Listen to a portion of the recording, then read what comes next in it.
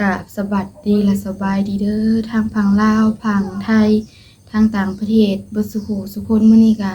มาพบมาพ้อกับน้องสายอีกเนาะทางน้องสากะสิมาทางหญ้าทางแคมหัวเนาะมื้อนี้อะสบายดีเด้อพ่อแม่พี่น้องลุงป้ามื้อนี้ทางน้องสากะสิมาทางป่าทางแคมหัวมื้อนี้กะเพราะว่าหญ้าก็เริ่มขึ้นแล้วทางน้องสาก็สิมาถางไว้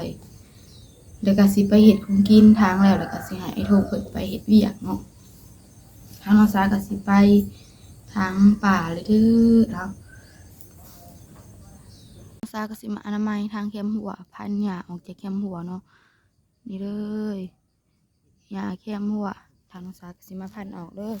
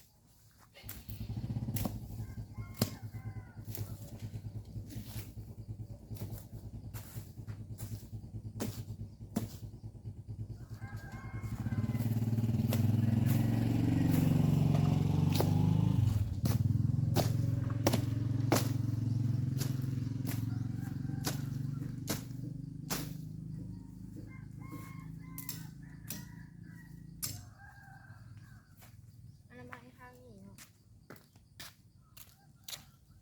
เอาก็สิพันออกจากแคมหัวแบบนี้เลยทางนอกทางน้องสายังบ่ได้พันเนาะพันทางในก่อน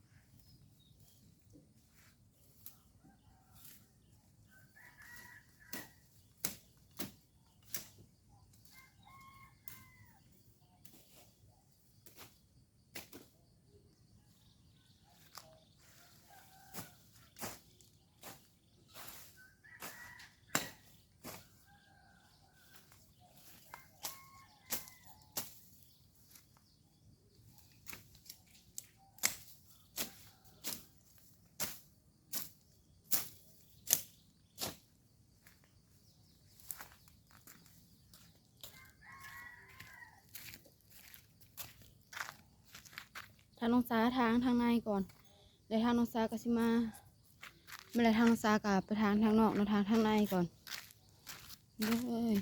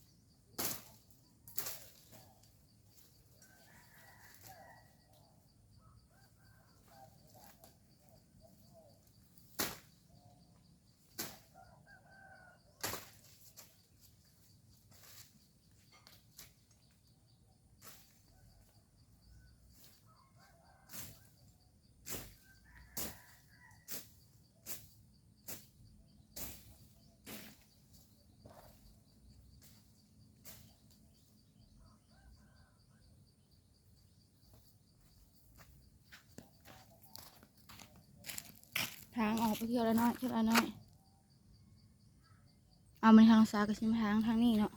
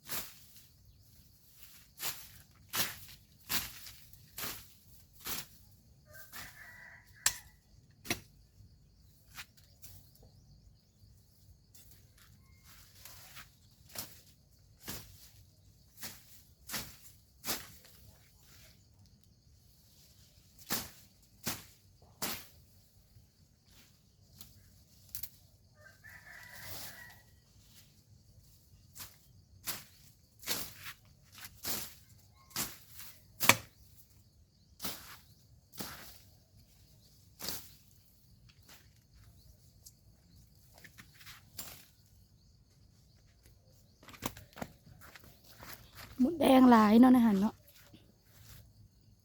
หมดแดงหลายบ่อน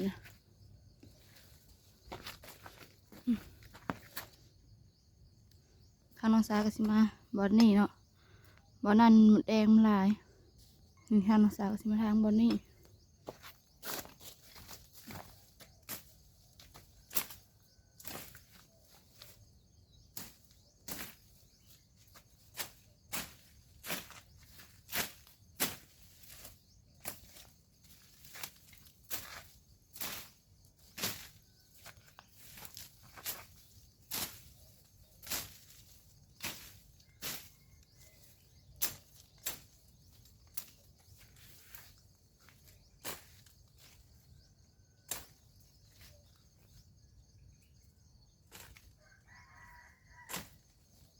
หมดแดง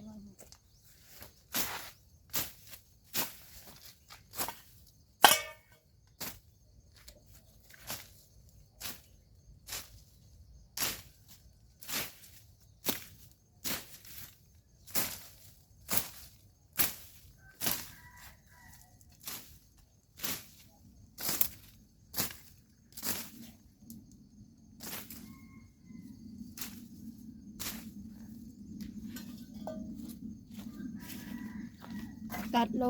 งเนาะวันนี้ทางสากสิมาทอดเนื้อหมูเนาะไปให้ไอ้ทงเพิ่นไปเฮ็ดเวียกเลยทอดเนื้อหมู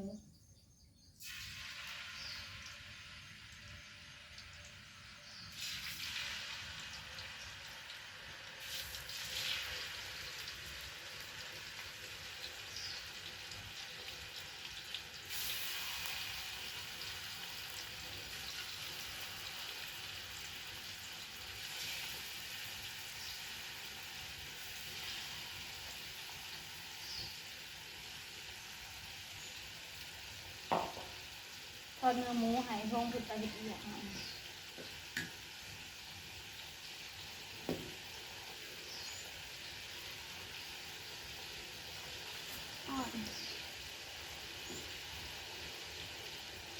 ทางน้องตากระทางปลาแล้วล่ะจ้ะมาทอดเนื้อหมูให้ทงเลยเพราะว่าไอ้ทงเพิ่นก็สิได้เวลาเพิ่นไป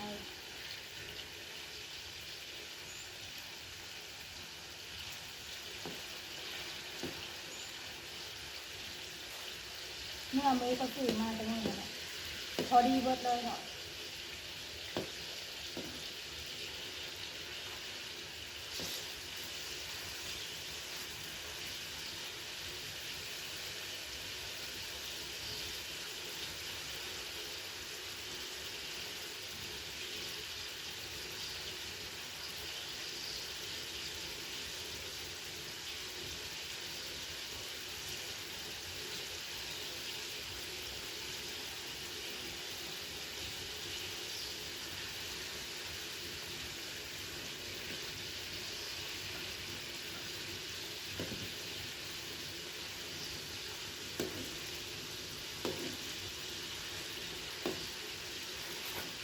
ฮ้อนทางน้องตาจ้ะ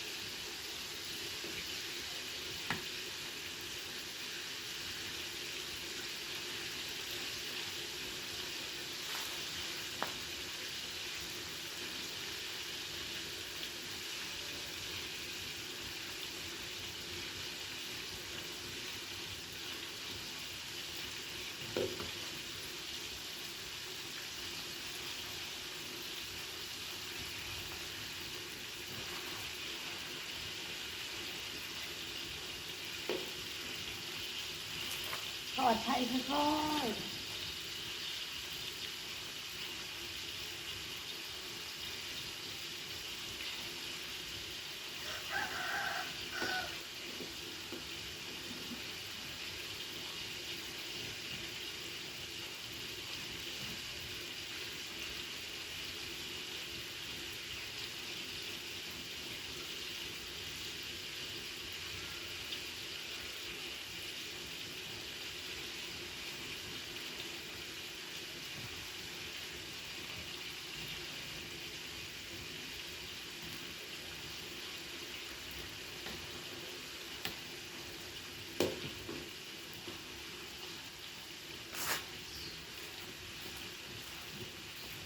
ทอดเนื้อหมูเนาะหม้อกระเทียมเนาะ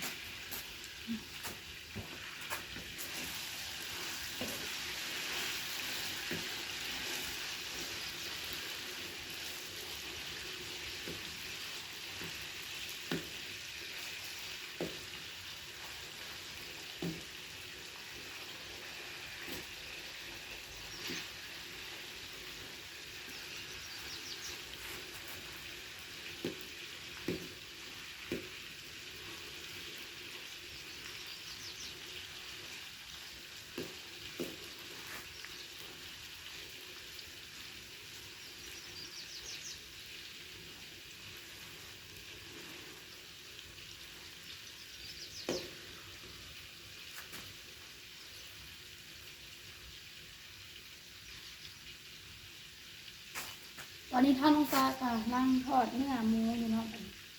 เย้ยทอดเนื้อหมูหายลงขึ้นไปกินบอลเฮ็ดเวียกเนาะทอดเนื้อหมูตอนนี้กำลังทอดเนื้อหมูเนาะท่านน้องซากับสิได้จบคลิปไปเพียงแค่นี้ไปพอๆกันในคลิปหน้าเด้อกราบขอบคุณทางเมย์FCเบอร์สุขคนที่เบิ่งคลิปของน้องซาตั้งแต่ต้นจนจบที่บ่ขามโฆษณาทางน้องซาว่าผิดพลาดประการใดก็ต้องขอโทษขออภัยทางเมย์ FCเบอร์สุขคน ทางน้องสาวสิขอตัวลาไปเพียงแค่นี้ขอกล่าวคำว่าสบายดีบ๊ายบาย